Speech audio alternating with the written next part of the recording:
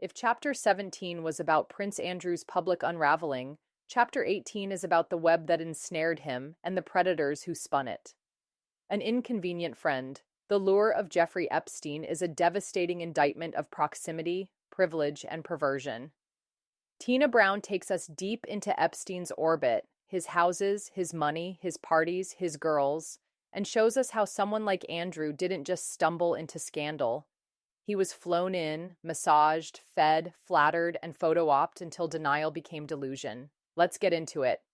I was sitting at my desk in Manhattan at the Daily Beast, the digital news site I founded in 2008, when I received a call from Richard Sarnoff, the executive vice president of Random House. He told me that his cousin Conchita Sarnoff, the Cuban-born sex trafficking activist, had been working on a book with material that was too great a libel risk to publish. Knowing that I was the instigator of the annual Women in the World Summit, which featured courageous female activists taking on such oppressions as child marriage and sex trafficking, he thought I would understand that Conchita was sitting on an important story and that I would publish it, even though Random House was wary. When I pressed him harder, he mentioned the name of Jeffrey Epstein. My ears pricked up at that because I'd met him. As a journalistic attendee of the Clinton Global Initiative, CGI, which threw together power people with nonprofit do-gooders at a New York Marriott during the week of the annual UN General Assembly, I'd encountered Epstein at the opening night cocktail party on more than one occasion. He was so close to Bill Clinton that the former president often flew on Epstein's private plane, making humanitarian pit stops in places such as Haiti and Rwanda. Whether you're a former president or a former CEO, it seems one of the hazards of flying private is that some strange craving enters the soul that makes it unbearable to ever fly commercial again.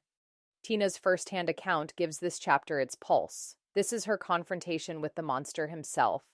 From the grotesque decor in his Manhattan mansion to his Air Jeff passenger list of royals, billionaires, and scientists, Epstein didn't hide. He curated a world so bizarre and brazen, people refused to believe what they saw. A few days later, I had an eerie experience. Returning to my glass-walled office at the Beast, I found Jeffrey Epstein sitting there. How he got through front desk security without my assistant being notified or found my office, I will never know. But it perhaps speaks to his celebrated gifts for conning his way into anywhere. He was snake-eyed and terse. There was a morose, menacing air to him that I found sinister. "Just stop," he said heavily as I stood staring at him from the doorway. "Just stop. There will be consequences if you don't."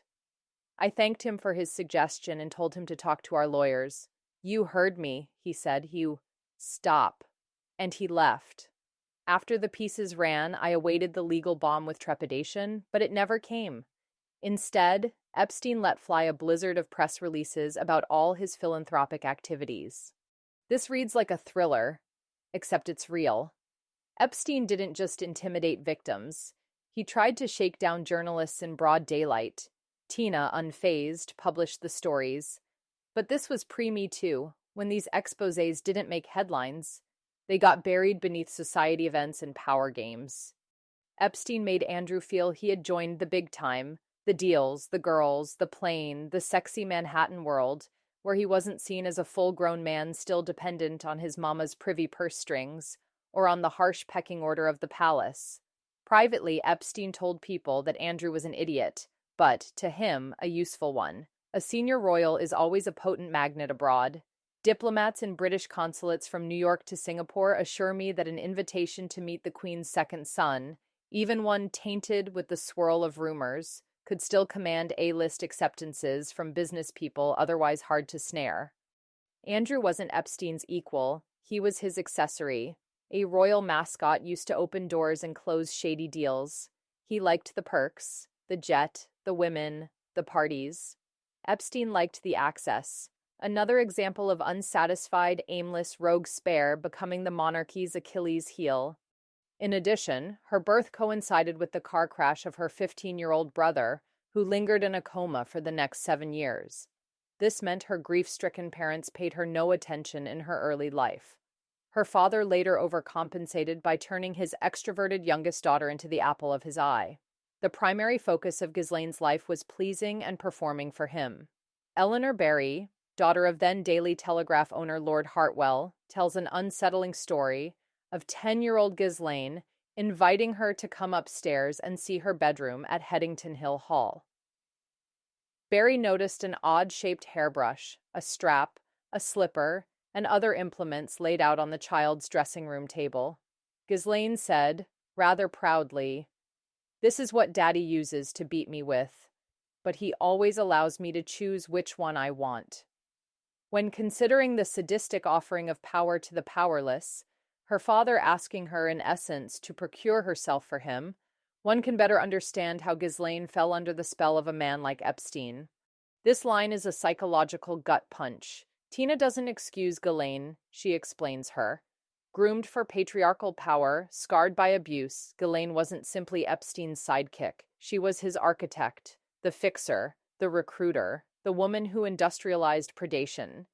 38-year-old Virginia Roberts Giuffre, now a married mother of 3 living comfortably in a suburb of Perth, Australia, on the substantial sum of money she received from winning the 2015 defamation suit she filed against Ghislaine for calling her a liar, is the disregarded girl who turned into an avenger. A steady-eyed blonde with a composed demeanor, she is credible, appealing, and direct, and she tells a story that, once heard, cannot be forgotten. When Giuffre first caught Ghislaine Maxwell's eye in the summer of 2000, she was a lithe 16-year-old working at Donald Trump's Mar-a-Lago resort in Palm Beach as a locker room attendant. It was her first stable job after 4 years of being horribly exploited by predatory middle-aged men. She had already been essayed by a family member and dispatched by her parents to a lockdown facility. At the age of 13, she ran away and was picked up at a bus stop in Miami by 63-year-old Ron Eppinger, who did business with people from Europe and kept Giuffre for himself. According to her attorney Brad Edwards, when Eppinger realized the feds were onto him, he stashed her in a barn in the Ocala Woods in northern Florida, where he brutally essayed her, then offloaded her to a friend of the owner of the Garish Hot Chocolates Club in Fort Lauderdale, who showed her off as his girlfriend. When the FBI eventually caught up with the Eppinger crew, Virginia was returned to the care of her father, who worked as a maintenance man at Mar-a-Lago. He got her a summer job there as a towel girl. Virginia was leafing through a book about massage therapy on a bench outside the Mar-a-Lago spa when she was approached by a beautiful woman with a cut-glass English accent. The book had given the perfect opening to Ghislaine for a conversation about a billionaire who lived nearby who was looking for a traveling masseuse. The deal turned out to entail more than a back rub. The depraved complicity between Epstein and Ghislaine was immediately clear to Virginia. Virginia said in an unpublished manuscript, the Billionaires Playboy Club, submitted as evidence in her lawsuit against Maxwell, that when she got home she was distraught, wondering why every path she took seemed to end in SA. But she was poor, and Epstein paid her more money than she had seen in her entire life. One of the famous people to whom Virginia alleged she was sent to work was Prince Andrew.